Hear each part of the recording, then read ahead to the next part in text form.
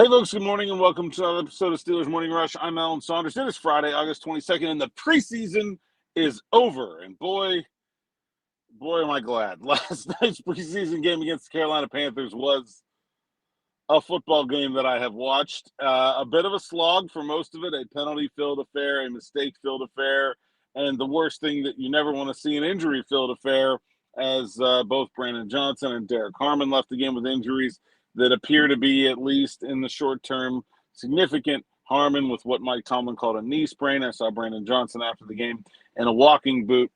So after the preseason, what comes next for the Pittsburgh Steelers? They have until Tuesday to make their final cuts, and the NFL only mandates one cut-down process from 91 players right now to 53 players by 4 p.m. on Tuesday. That's not the way the Pittsburgh Steelers generally do it, though. We will probably see some cuts come down the path today, and then we will see some more trickle out over the next few days, maybe in 2 or 3 batches before the final cuts on the 23rd. There are a couple of reasons for that.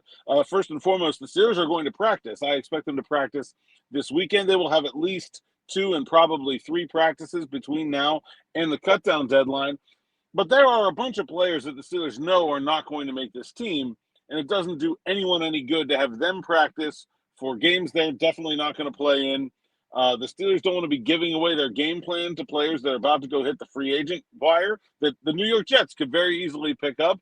They also don't want those guys to be injured in a practice that's somewhat meaningless for them. Like, it's not really fair to the players either. If you know at this point you're cutting them, go ahead and cut them. And then they'll leave those most difficult decisions for the end of the process. They'll sometimes also, if they have a veteran player who they know is not going to make the team, cut them early to try to give them an easier chance of finding a landing spot somewhere else. That's something the Steelers generally do. So maybe we will see like a guy like Robert Woods, if he's not going to make the team, even though he's definitely right on that roster bubble, maybe it will happen earlier.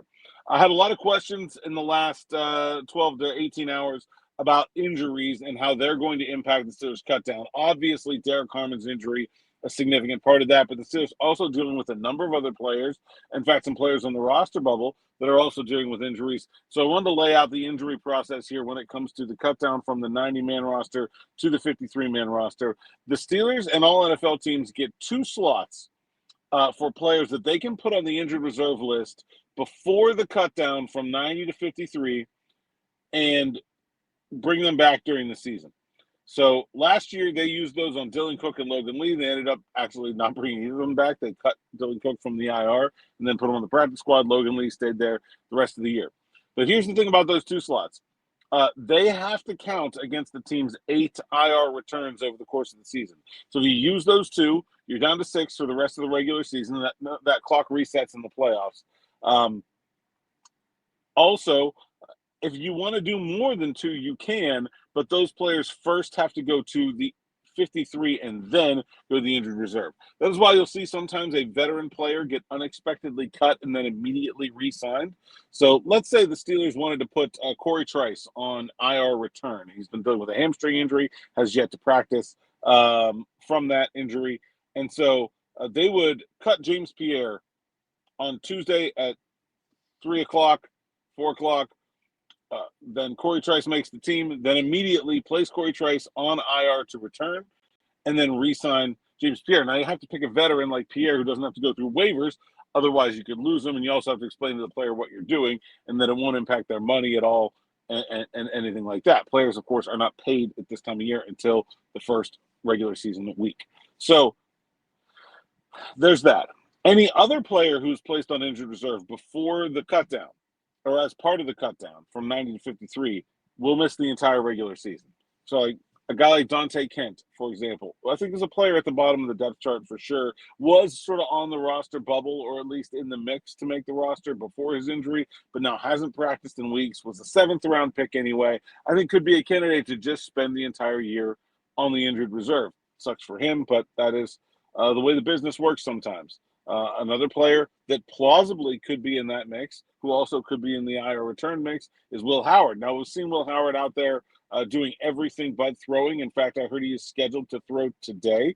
We'll see how that goes. But if he the plan for this season all along was that Will Howard was not going to play. Skylar Thompson has looked pretty good out there. The Steelers could just decide to roll with Thompson as the 3 for this year and make it a true redshirt season for Will Howard, put him on the IR. Otherwise, they have to – now they can also just put injured players on the roster. Like they can take Derrick Harmon and let's say the diagnosis – and I'm not reporting this, but let's say the diagnosis for Derrick Harmon is 4 to 6 weeks, which is pretty reasonable for a minor knee sprain, as Mike Tomlin reported it. Well, we have 2 weeks until we get to the season, and then so he would miss between 2 and 4 weeks of the regular season. So now the IR return minimum is 4. They could put him on IR return. They could also just try to put him on the roster, and that's why you have 53 guys on the roster, but only 47 or 48 active on game days, because you have those slots where you're going to have guys that are scratches. So just because a guy is injured doesn't necessarily mean he won't make the 53. You could very easily put Derrick Harmon on the 53-man roster if he's only going to be out a short time. You could also easily make Derrick Harmon one of the 2 IR return slots. You have no qualms about using an IR return slot on a guy like Derrick Harmon. If you think he's sure to miss the 4 weeks, that's kind of a no-brainer. So they have a number of these players. I mentioned Cory Trice. Calvin Anderson has been dealing with a lower body soft tissue injury. He hasn't been back to practice. Should be their swing tackle. If he can get back in the mix, great. If not, maybe he's an option for IR return. Nick Herbig injured his groin against the Tampa Bay Buccaneers. Haven't heard much from anyone about what that injury looks like other than he hasn't practiced and didn't play. That's something to monitor. And then so I do feel good about Alex Highsmith being ready for week 1. Christian Kuntz is another one. I know he said he wants to try to play through that sternum injury, but maybe the team doesn't think that's wise. Do you put him on IR return? So those 2 IR return slots, and then how you kind of fit the rest of the team around that is probably the last piece of the puzzle for the Pittsburgh Steelers. There are 2 more practices, and I think places where it truly does feel like a dead heat, like the 5th inside linebacker between Carson Bruno and Mark Robinson. I don't really know how to pick one of those 2 guys. I think they've both been really good. I don't think there's a wrong answer there. That's a difficult decision. Maybe they'll let those go into these final practices and see if somebody does something along the way to win that job here or lose that job here over the next 2-3 days. At any rate, you just drag that decision out until you have to make it because it's so close.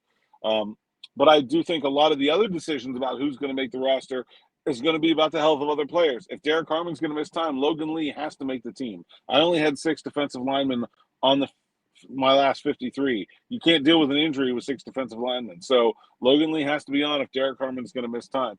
If Nick Herbig's going to miss time, DeMarvin Leal makes the team. And after his strong preseason, that's probably fairly attractive at this point. If Will Howard is not going to be on the 53, Skylar Thompson is going to make the team.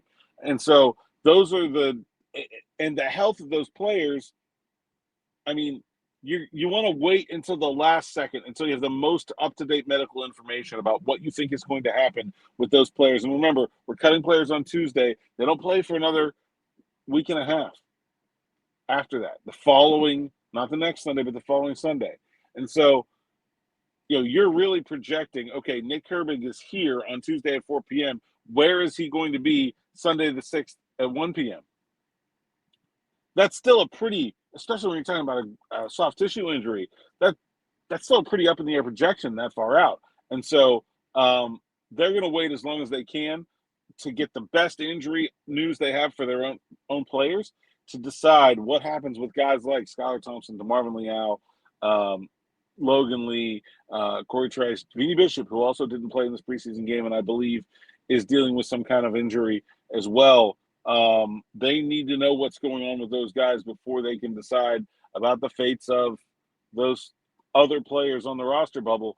And a lot of times, a guy who seemingly was in a good spot just gets caught up in a numbers game because of injuries at other places. If Logan Lee is the 7th defensive tackle, that means someone that I thought deserved to be on this roster on my last 53 projection has to come off. Assuming if Harmon does not go on IR. Now, if Harmon goes on IR, it doesn't matter because then that's still 6. But if let's say they don't put Harmon on IR, Lee's got to make the team. Now you got to say, okay, there's only 5 wide receivers.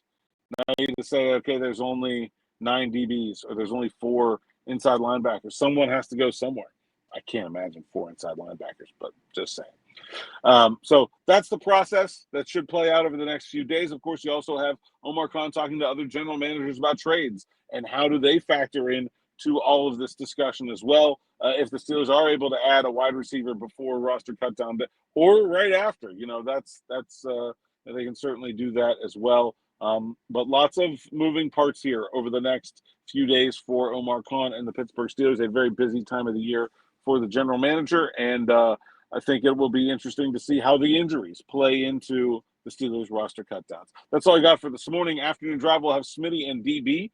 I will be driving back from North Carolina. About to check out the we'll keep it for the road. SN Plus gets the Notes on the Road column, and this will be a part of it. But